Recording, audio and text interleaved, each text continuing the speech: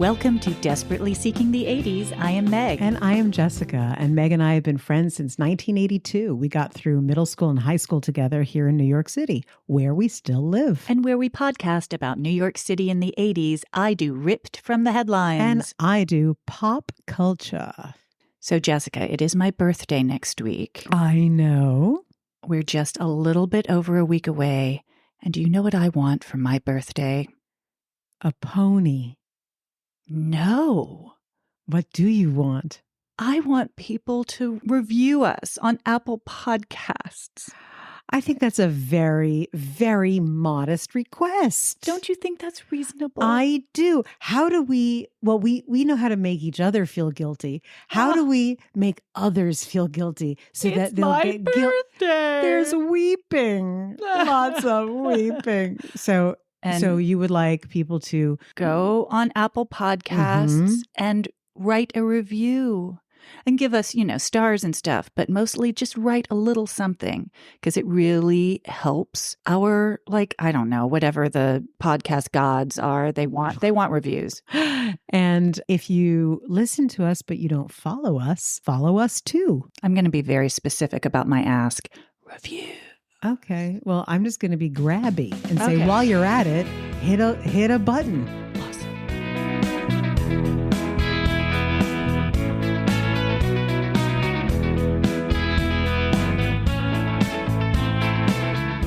You will not be happy with me today. I feel really grateful that you're giving me a warning. Mm-hmm. Am I going to need to get a new therapist? Well, it was a story that was requested by Marie, one of our listeners. And it's absolutely a story that I vaguely remember and I was interested to look into. And it's a story that needs to be told. That said, not a happy one. All right. Now, I know that we like to just tell the truth, and we do. We say it like it is. But do you feel that anyone with any sensitivities might need to be told anything? I mean, a young woman does not meet a good end. Okay, that's enough. All right. There you go. That's the warning, which basically applies to most things that we talk about. Yeah. But my engagement question in the meantime. Yes. So New York is such an urban environment. There's so many ways you can live here. You can have a doorman building. You can have a buzzer system. What are other kinds of an incredibly domiciles? Unsafe walk up? Mm-hmm. You can have video buzz in, not just audio. Mm-hmm. That's safer. Yes. I don't know. I grew up in a brownstone, so my front door was just right there at the top of the steps. Add that. And that was a little and scary. You know what's also unsafe is with a brownstone, at least the steps are visible. If you have the under apartment, there's like a little under the main stairs entryway. So that's where people can lurk. Ooh, Jessica, you're right. Yeah. Scary. Yeah. So I know you have lived in a walk-up apartment. You grew up in a doorman apartment. You now live in a doorman apartment. I have lived in a loft with a ground floor entrance. It was a one-story glass factory in Williamsburg. And so there was one just door on the street level that went to a vestibule with another door. Right. So I had that. I'd walk up. I've had doorman buildings. I've had buzzer buildings. I've been in a lot of different I've never had a doorman my entire life. Never had a doorman. And I'm a huge fan of the New York doorman. I know. And you've got lovely doormen too. I do. Yeah, they're really nice. They know my name. They're with it. They're very sweet. 98% of the time, they're with it. My sources are New York Times, New York Post, Newsday. On October 10th, 1984, Caroline Rose Isenberg moved into apartment 7C at 929 West End Avenue with her friend Susan Glassman. That's between 105th and 106th Streets, not too far from Columbia. She just graduated from Harvard, where she'd spent most of her energy in the theater department, performing in Who's Afraid of Virginia Woolf, Twelfth Night, and The Glass Menagerie. For some reason, that just struck me as so 80s, those three plays. Oh my God, those were drummed into our heads. The summer after graduation, she apprenticed at the Williamstown Festival, which was a rite of passage for most young East Coast actors in the 80s. The 7th-floor apartment building on West End Avenue was built in 1925. Incidentally, a 2-bedroom in that building currently rents for $4,000 a month. That sounds about right. It had a buzzer security system and a self-service elevator. Do you want to explain how self-service elevators in old buildings work? Yes. So if you've ever seen a movie that takes place before the Second World War, or maybe even after, but not much after, the elevators that had the door that's like a collapsing cage. Like an accordion kind right. of. And then there frequently was an elevator operator. The way the elevator went up and down was manually. So you would move the knob, it was like a handle to the right, and it would go up, and then you would put it to the middle to stop, and then to the left to go down. So one of the scary things about elevators back in the day was stopping between floors if it would break down. And if it broke down, getting you out was really difficult. Right. You had to climb up onto it depends on where you were, but usually you would have to climb up rather than jump down, is my memory, when those elevators went awry. Yes. And then when having an elevator operator fell out of fashion, tenants were left to do it themselves and probably realized that there was a reason there was a professional at the helm earlier, because it's not easy to get the thing to stop. Nope. The building had seen better days. The 15-foot entryway featured yellow walls and dirty tiles. There was one bulb illuminating the hallway and one bulb in the elevator. Was Martin Scorsese directing their vestibule? Fresh to the city, Caroline enrolled in the neighborhood playhouse school at 54th Street. They're known for teaching the Meisner technique. Yes, and do you know much about the Meisner technique? I do, because I have gone to school with people who have been taught the Meisner technique. All I can tell is that you don't like it because of your tone of voice. It's awful. I shouldn't be judgy about it. It's please do.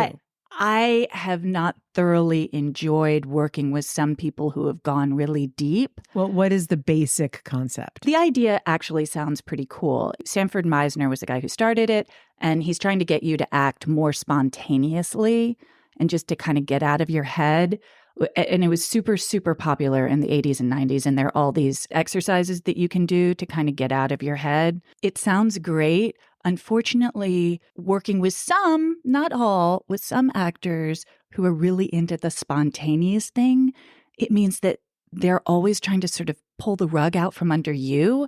And I'm like, hey, don't try and throw me off. Like, you do you. You know what I mean? I think it can be in the wrong hands, is all I'm saying. It sounds like a loaded weapon. It's like, I'm being spontaneous, so I punched you in the face. Something like that. In the wrong hands. Is this close to method acting? It sounds like it's a cousin. It's a grandchild. Got it. On the evening of December 1st, Caroline went to see Hurly Burly on Broadway. Oh, so 80s. With William Hurt, Christopher Walken, Harvey Keitel, Jerry Stiller, Judith Ivey, Sigourney Weaver, and a young Cynthia Nixon. Cynthia Nixon has been acting on Broadway when she was a fetus. Also, when she was in Hurly Burly, she was also in The Real Thing. Across the street. With Jeremy Irons, Roger Rees, and Glenn Close, and ran between the two theaters between acts because Mike Nichols directed both plays. I just name dropped so many people. It's crazy. But can you imagine seeing Hurly Burly? That cast is unbelievable. Remember how I told the story about my camp counselor who took me out on a weird date? Yes. That was the production of The Real Thing. Oh, I saw that. I saw that show with my dad. I remember being like, in the first act, I was like, I don't know if this is such a good play. But then that was because it was the play within the play. Yes. That is how good these actors were. Yes. Oh my God. Yes. Very good. Yes, it was phenomenal. After the show, Caroline got dinner and then returned to her building alone a little after 1 a.m. This is when it takes a turn. I see the look on your face and I'm You knew it was coming. Of course I knew. You told me it was coming. Okay. I'm just like getting comfortable and I'm hugging myself. As she entered the elevator, a man followed her in and pulled out a knife. He threatened to kill her if she screamed. He then took her to the top floor and muscled her onto the roof of the building. He went through her purse, stealing $12, and then asked her to have sex with him. Caroline resisted, and he went after her with a knife, stabbing her repeatedly. Noreen Williams, who lived on the 6th floor, heard Caroline's screams. Quote, "He's stabbing me. He's going to kill me. I'm bleeding to death. Help me." Noreen and other neighbors called 911, and the police from the 24th precinct arrived in minutes, but they were on the wrong roof, separated from Caroline by an air shaft. The assailant had apparently run away, leaving Caroline bleeding and screaming, 929, 929.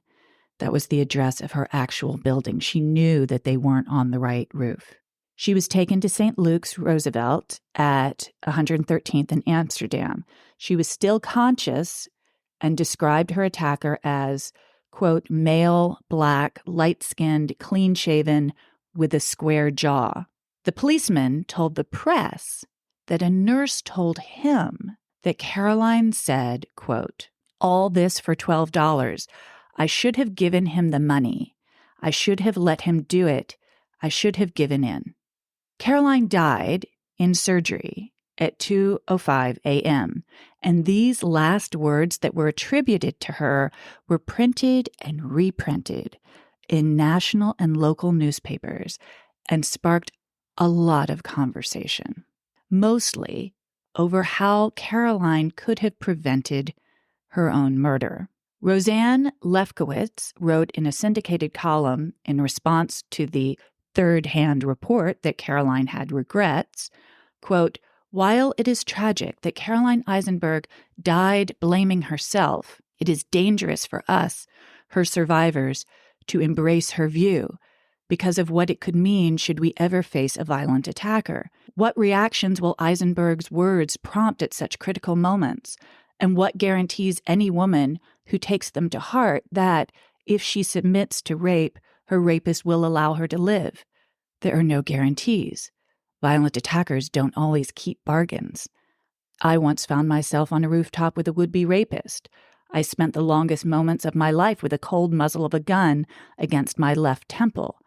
Caroline Isenberg screamed and was not raped, but murdered. A friend of mine who silently submitted to a rapist with a knife survived. A neighbor who cried out when mugged was shot. I was not. When I screamed, my assailant fled. Now, years later, I can't be sure that the outcome in my case, or in any of these others, is a direct result of what any of us did or didn't do. Nor have I heard experts judge with much more certainty. What will provoke one armed assailant to frenzied violence will cause another's flight. Close quote. Now, I remember, Jessica, at Nightingale in the 80s, when we were I remember specifically it was middle school. I remember it was 7th grade, that we were advised to give in if we were attacked. Do you have any memory of? Well, I wasn't at Nightingale at the time, but I do remember there being a lot of discussion about what should you do, not if you were attacked, when you're attacked. I don't recall there being discussion about rape. I remember it being about money, and that it was give them everything and throw the wallet so they'll go after the wallet and you can run. Right. Now, specifically about being potentially raped, I remember being told that if we fought back, we'd risk enraging the guy. But that assumed that rape was about sex and not violence. And as you bring up, there's a huge difference between handing over your purse and submitting to being physically assaulted. They're actually completely different motivations. And yes, but that was also the same time period when self-defense classes for women were booming. Do you remember all of those? Well, I do. And yet that wasn't the message that I was given. I'm not debating the message that you were given. I'm saying I'm reflecting on the fact that the messaging generally was so conflicted because you had, I mean, even on like talk shows, you'd see those, men in like these giant protective suits and men and women being like, you kick them in the knee, you kick them in the groin. This is how you do it. Like it was even just daytime TV is my point. So I guess you're saying that there were two different messages being delivered. Yes. A friend of Emmanuel Torres, the 22-year-old son of the building's super, told police that Manny was bragging about committing the murder. After being questioned, he claimed he was lying in wait to mug a resident of the building. He said Caroline agreed to have sex with him, but then changed her mind, and that's why he stabbed her. Then he hid in the building's basement while Caroline was being tended to, so he didn't, in fact, run away from the building. He hid in the basement, but was spotted by neighbors. He led the police to the 4-inch knife he used in the attack. During his perp walk, he called out to reporters that she was a slut. It was her own fault. Those are both quotes. He was found guilty and sentenced to life in prison. At his sentencing, Justice Stephen Crane said, quote, "To this day, you have never expressed regret at the murder of this beautiful human being. All you have ever done is boast about it to police, to television reporters, and to fellow inmates. Your mother, she is a religious and loving woman. She still believes, despite all we've heard, that you are not guilty. Haven't you duped her long enough?"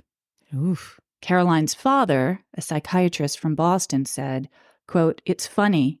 Crime is like a microscope. It puts through its reflections an extraordinary light on some of the best things in life. And if this crime has captured anyone's imaginations, it's because we can see what's good in life by looking at what's evil in life." That's surprisingly profound and composed for a grieving the parent. father. Yes. So the takeaway is interesting to me. Mm-hmm. One is that there was so much press about it. And I was thinking, why? Oh, and then, by the way, there was also backlash press of why is this particular attack and murder getting so much attention? And there's this young woman in Brooklyn who was murdered and nobody cares. So there was lots of that was happening and that's at the a frequent thing. I mean, absolutely. That's... But I mean, and we're hearing a lot of that nowadays. But even at the time, they were like, why does she get so much attention? Mm-hmm. And okay, let's think about that for a second. Okay. She went to Harvard. She was an actress. These are all sort of, it's good copy. Catchy things to hook on to. I mean, it's grotesque to say that, but it is good copy. But I have another theory too. Mm. The police talked to the press. They gave statements to the press. So there was stuff the police did. Remember, a policeman told the press what her last words were, and he said he'd heard it from a nurse. So that is a third-hand report in very specific language. They also did a perp walk in front of the press. The police were proud of their response to this particular attack. Why? They did get there very quickly. They did catch the guy. And also, I gotta say, I wonder if she even said it. Well, that's definitely suspect. I guess the way that you're describing it with the police positioning themselves in here is, I wonder what prior to that, in the recent past, had gone wrong in the police department. And was this a way to try to redeem themselves? Because the police department, they don't let cops just talk to the press. It's very buttoned down. And this all, the way that you describe it, seems very calculated. So I feel like there must have been something that had really looked bad, and they're trying to resurrect the profile. And also, again, this is conjecture, but maybe they were also trying to send out this message. Just give in. Don't fight back. Do what he says. Yeah. I can't imagine that the police department had an anti-feminist agenda themselves. Like that seems like as an institutional message. I'm not suggesting that they have any, that they're how feminist or anti-feminist, but it messes up our job. It makes our job more difficult. This is our advice to you. Actually, yes. The woman who responded to what they printed in every single article and magazine that was written about this, her last words, the response that I read, that was written at the time. And her response to those articles was, that shouldn't be the blanket message that is being sent out. Oh, no. And I think for good reason. No, I get that. And I understand and I agree. I'm just thinking about how the killer was hammering home, she's a slut, she got what she was looking for, that sort of thing, and how it's compounded by what the police said, that it's sort of like, well, you got yourself here, give in. What, victim blaming? What? Yeah. It's victim blaming, but it's just the much more brazen at the time than now assumption that a woman who's raped or a woman who is sexually assaulted, that she in some way, that her own sexuality was part of the problem. And I guess in this particular case, I didn't get a big read on that, but I did hear the equivalency being made between the $12 in her purse and her physical assault, that those two things were being put in the same basket of things that she should just give away to save her life. Oh, I agree with that fully. And I hope we have moved past that, because it's actually the motivation behind those two crimes is very different. And I'm not sure if at the time that was fully understood. Well, and the advice to just give in assumes a common psychology in all attackers, which is also not the case. There's no, and to the point of the woman who wrote that piece, there is nothing that unifies these people across the board. And yes, I said these people, I mean rapists and killers. Right. And that the motivation for rape is just to have sex, which it isn't. Rarely, if ever. Right. And I am pretty sure that was not fully understood in the 80s. Agreed. Well, you know what? The other thing is everyone now uses the phrase male lens. That whole situation that you're describing is entirely a male perspective on what should have been done, how she should have behaved. Yes. That's my point. It's yes. I'm with you. Yeah, I just have this really strong memory of this conflicting information for women about you should give in, you should fight. If you don't fight, it means that you want it.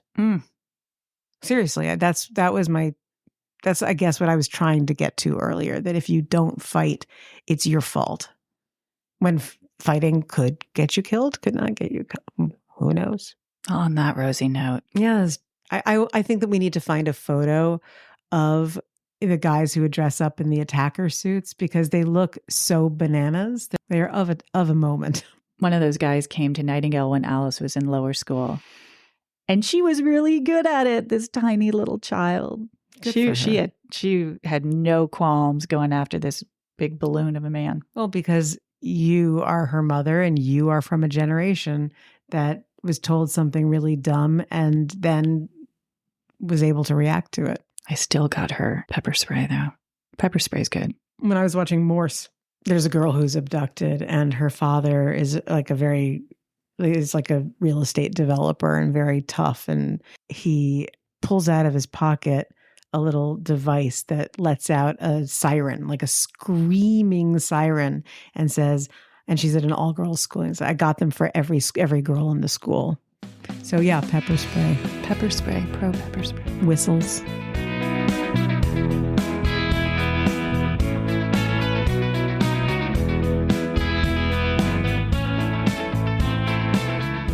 So something very, very sad happened this week.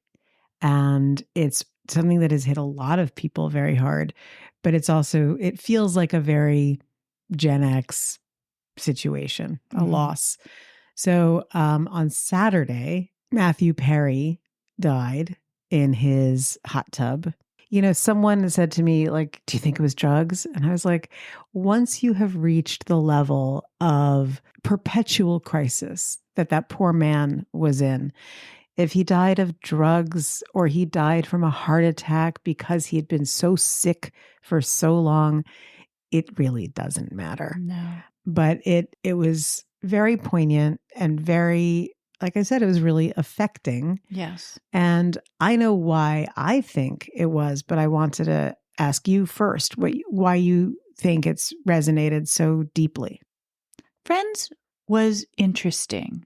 They were our age, and they told a story that was supposed to be kind of like us, or at least me and my friends, because we were performers, and you too, I guess, like living, just trying to figure stuff out. And that was certainly the story of those first few seasons before they all started being successful. I remember my brother said when he saw Friends, it reminded him of me and my friends, which I thought was sweet. I thought it was amusing. And then, of course, there was always like the backlash, like, how could they possibly have an apartment like that? Anyway. Like, it's television. It's television. Yeah. I mean, it's kind of like when Luke Perry died. It's like, what's going on here?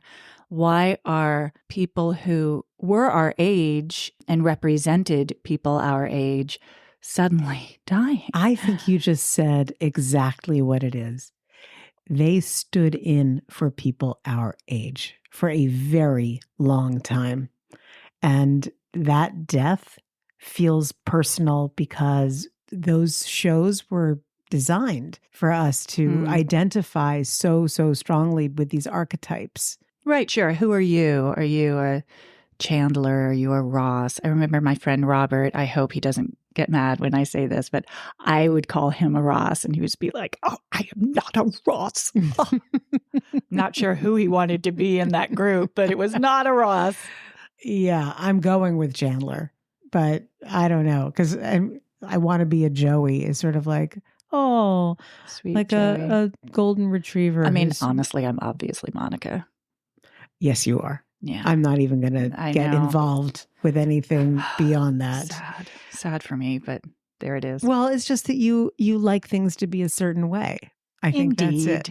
I don't know. My comfort zone. Yes. I don't know if I ever said that there was one in particular that I identified with, but there's a bit of all of them that is incredibly recognizable. So anyway, the death of Matthew Perry, Chandler Bing of Friends, and that, you know, we met that actor, Matthew Perry, when he was 24 years old. Baby. You know, and so that's 25, it's like almost 30 years. It's 30 years of having him or the character that he played as a representative of our generation. Somebody wrote that he created a new rhythm of comedy in the way that he spoke. Right.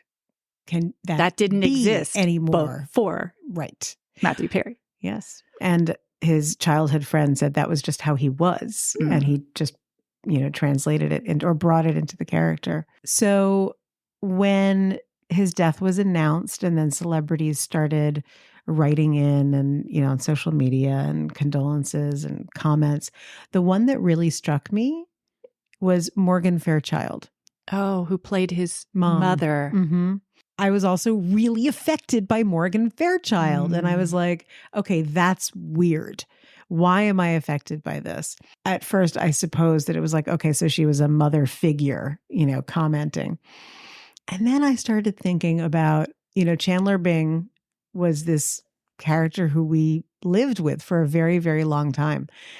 And then I realized that, you know, there are a bunch of actresses that we've talked about who like were on the Love Boat, like the Landers sisters, and they were just always there, right? And Morgan Fairchild, for us growing up in the 80s, was the epitome of the cool blonde. Absolutely. She was glamorous. the Veronica Lake of TV in the 80s. She is still working. Her Love Boat stuff was even before she got even more famous. Okay. So I'm going to have a little talk today about something that I never got into at all when I was a teenager. But I decided to do a little bit of research, and I found some fascinating things about something that I know you liked, which was nighttime soaps.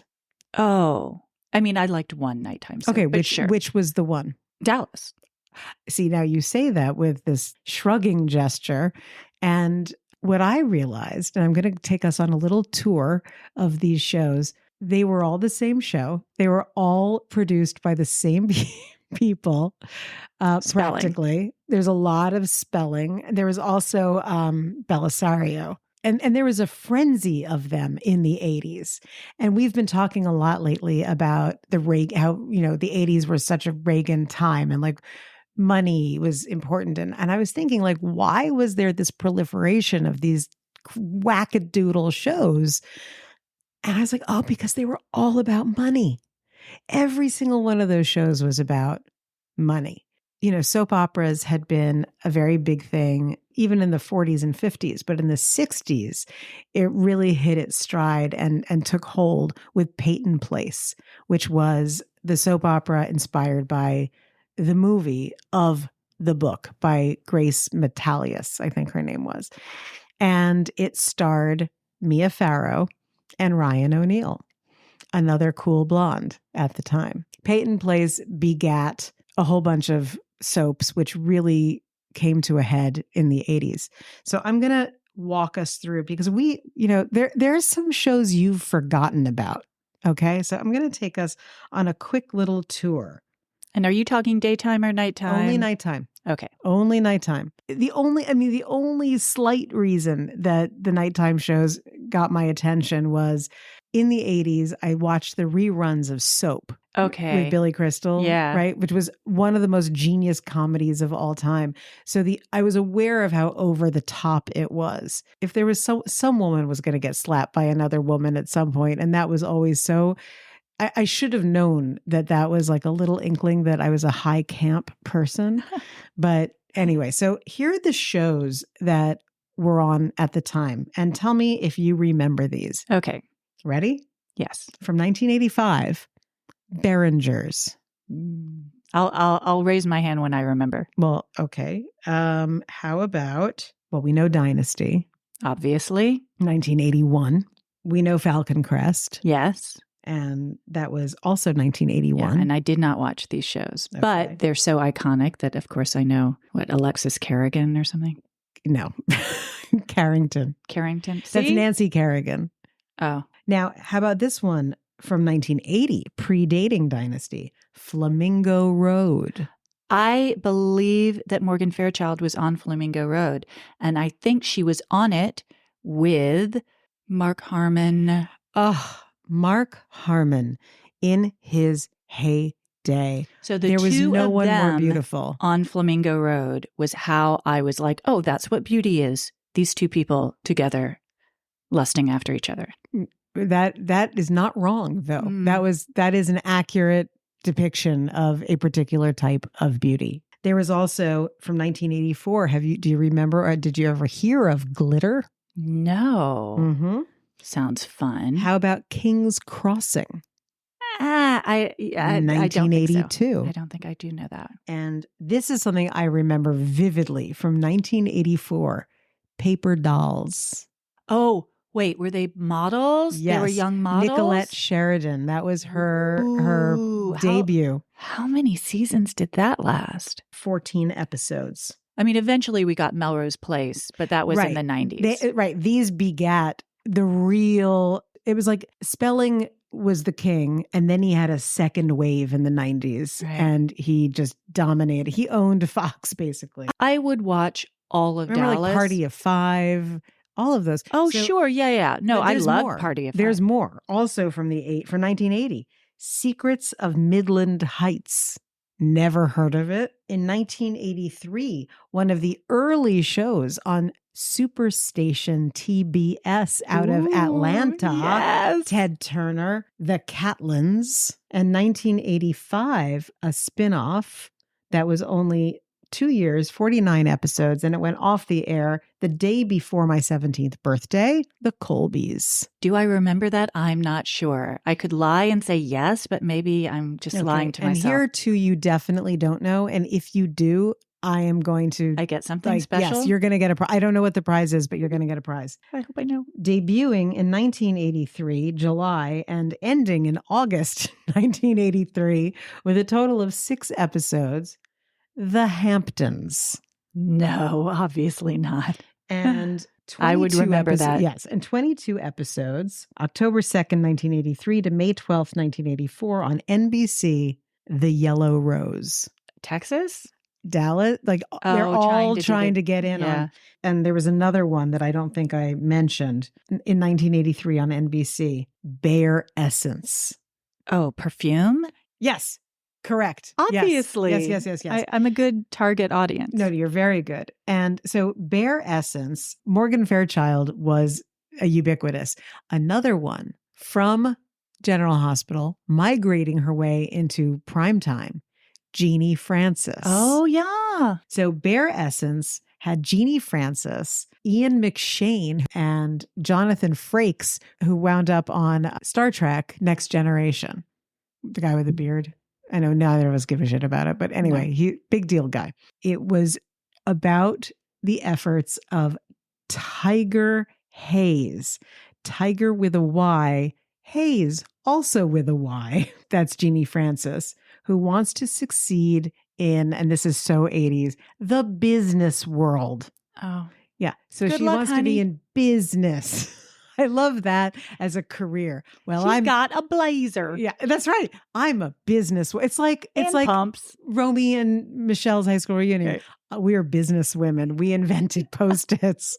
So she wants to be a business woman, and she decides to get into perfumes. This did not last long, this particular show, as I've already said, but there's a description of it there in the synopsis that I found, which I think needs to be read. And there are a couple of lines like this in synopses that I just need to share because the world is grim. And if we can have these lines rattling in our heads, it's a better place. There's a guy named Marcus. His wife is named Muffin. Muffin wants to undermine Tiger's success. It is later revealed that Muffin had Tiger's husband killed when she had someone sabotage his car. Ava eventually seduces and marries Haddon. Tiger's mother, Lady Bobby Rowan, falls in love with a Greek millionaire, Nico Theopolis, played by Ian McShane. Just saying, let's set the tone. What we see from this is cast of characters, people who really go on to have bigger careers. They have a lot of money and vague occupations. So we move on to Behringer, which is what I started with. And I found out that Behringer's, the model for it was Barney's. Oh, the store. Yes. So this was a show about a department store. That's a good idea. Yes. Barney's R.I.P. Yeah. Very sad. So there's a devious patriarch and there's an unhappy socialite played by Andrea Marcovici, also someone who goes on to massive career. She was the sister of my mother's former boyfriend. Really? Yes. Get out. Who knew? Facts. And the daughter of Mr. Behringer is Barbara Behringer. The names are great. She is a problematic woman because she's a party girl and a divorcee, and she's got to prove herself to her daddy. Yes. So would we watch this? Sure. Why not? Well, then we have to move on to one of the King Kongs. If it's not King Kong, it's Godzilla. Dynasty. Dynasty you did not watch. I didn't.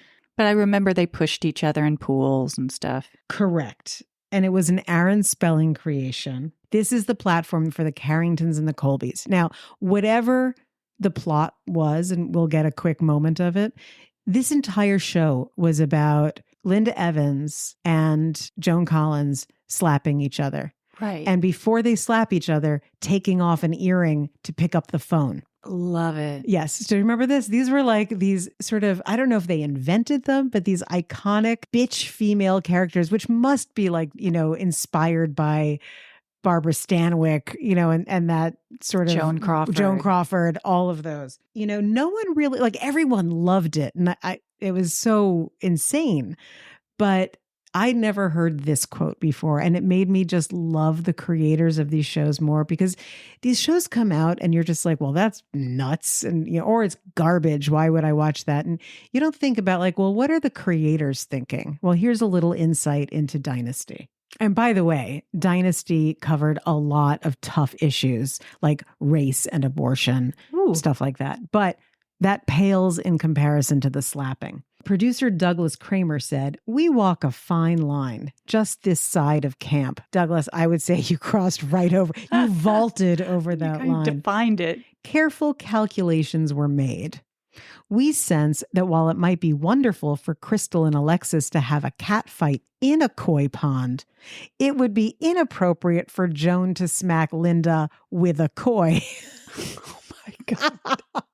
Are you kidding? So I want to see the shows that they didn't make. I want to see, like, oh, well, we held ourselves back. Koi. Yes, if you can pick a fish up and smack someone with it, I'm going to start watching your show. I do believe that Dynasty was also sort of vaguely business, but I might be wrong about that. I'm sure someone is going to write in, but I always thought Dynasty was just like the endless shuffling of their money back and forth. I couldn't tell you. I never watched it. Well, Morgan Fairchild is going to take us right into our next show, which is Falcon Crest. You did not watch that one either. I did not watch Falcon. So I at least was aware of Falcon Crest. I don't know what it was on after or before that I was watching, but I was aware of it.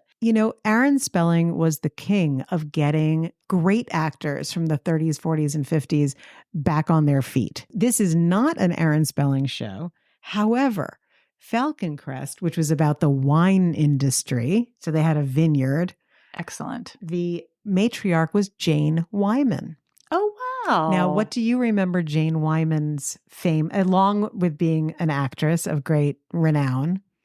She wasn't Leave It to Beaver. Who was she? Well, she was Ronald Reagan's first wife. That's right. Yes. She sure was. Yes. So good for her. And I think that Nancy was also like a 2-bit actress, and Nancy Reagan, eventually Reagan, stole Ronnie from Jane Wyman. Food for thought. So Jane Wyman was no stranger to drama and politics. Also on that show was one of my all-time favorite celebrities from the 80s. We've talked on the show about people who are famous for being famous, and you're kind of like, In the 80s, there were many, many actors who were on these shows who were terrible actors. Like, they were truly bad, but they looked good, so they kept on getting work. And in my mind, the king of them all was Lorenzo Lamas. Okay. Do you remember Lorenzo Lamas? I mean, visually. That's my point. I guess so. That's exactly my point. He was this unbelievable hunk. And do you know who his dad was? No. Do you remember on SNL that Billy Crystal would do a skit about, "You look marvelous"? Yeah. That was a joke about Fernando Lamas, who was Lorenzo Lamas's dad. So part of this whole walk through nighttime soaps is also, this is a very small pool of people being deployed in all of this. As if that wasn't enough for Morgan Fairchild, she now shows up on Flamingo Road. That's where I remember her. Now, Flamingo Road, you'd think maybe it's in Miami. Yeah, I guess I sort of figured and it it's was like in the Florida? Hotel business. As these writers are searching for, like, what's the next random business, because we can't all just be in business, they run a paper mill. A paper mill? A paper mill. What's That's that so about? weird. Yes, it's not a newspaper, a paper mill. Making Where? the paper. Where are they? They've got to be in Florida. They are. Okay. They come are on. in Florida. But Florida was not known as a real paper mill town. That was more of a Massachusetts thing.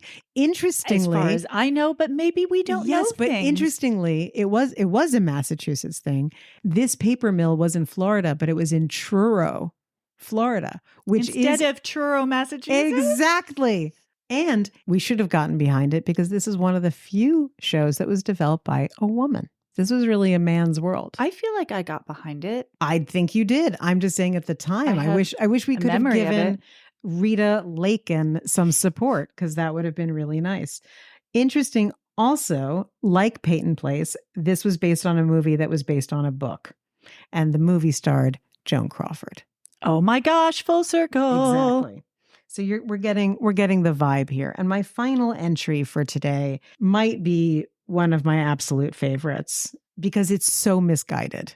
Now, this is Glitter. On this show, to begin with, were Artie Johnson, who was famous from Laugh-In. Right. Remember? Yeah. Ioana Walnetto. Artie Johnson, who was a comedic actor, so who knows what he was doing there other than getting a new lease on life. Tracy Nelson, who was on Square Pegs. Sure. And David Burney, husband of Meredith Baxter Burney before she came out. This was produced by Aaron Spelling, and it was one of his duds. It tried to combine journalism and business politics. Why was it called Glitter? Was it in DC? Because it was the glamorous life of the rich and famous. It is about magazine and the glamorous people who they covered in the magazine. I'm putting this out there because, number one, it amused me enormously. It was not my scene, never was. And now I think I'm into it. I think I need to find some of these and get right back into my most camp sensibility. I will tell you, I will watch Dallas from the first episode till the last gleefully. Well, maybe we can have a Dallas date. I remember the pilot for Dallas. No is way. Extraordinary. Tell me. For one thing, Lucy and Ray, who was the farmhand, are... You got me at Lucy and Ray, the farmhand. It's so moronic. Are having sex in the hay bin in the barn. That's how the whole show opens. And trust me, Lucy's daddy is not happy about it. Is that JR? No. Someone else. Yeah. Who was Lucy's dad? So I think I'm ready to appreciate them on a level that in my youthful snobbery, I don't think I could have ever gotten into it. I was too busy it's addictive. I know. Maybe I was just trying to save myself. But so now I'm kind of into it. And I love that my journey into this heart of darkness was Morgan Fairchild. Morgan Fairchild is like Cher. You know, people used to say about Cher after a nuclear blast, the only thing that's going to survive are the roaches and Cher. I feel like Morgan Fairchild has to get on that list. I don't know who her surgeon is, but she's looking very good still. Like Jane Seymour, another ubiquitous beauty. Beautiful. I just was, in my thinking about Chandler, Matthew Perry, how he affected us. And also he was part of a legacy. He was part of a legacy of TV and improbable circumstances that made us happy.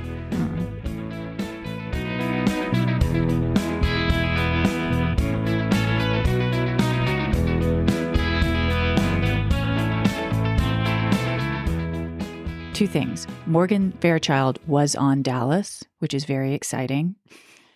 I mean, we have to watch Dallas I'm convinced now. that she was on every single one of them as a guest, like rotating through, but if she wasn't in the cast. Isn't this wonderful, though? Because you love Morgan Fairchild, and if you start watching Dallas, which is I'm very invested in you doing now for some reason, then you will have your moment of Morgan Fairchild, which will be amazing. I'm spending a lot of time in Dallas these days. So maybe that's,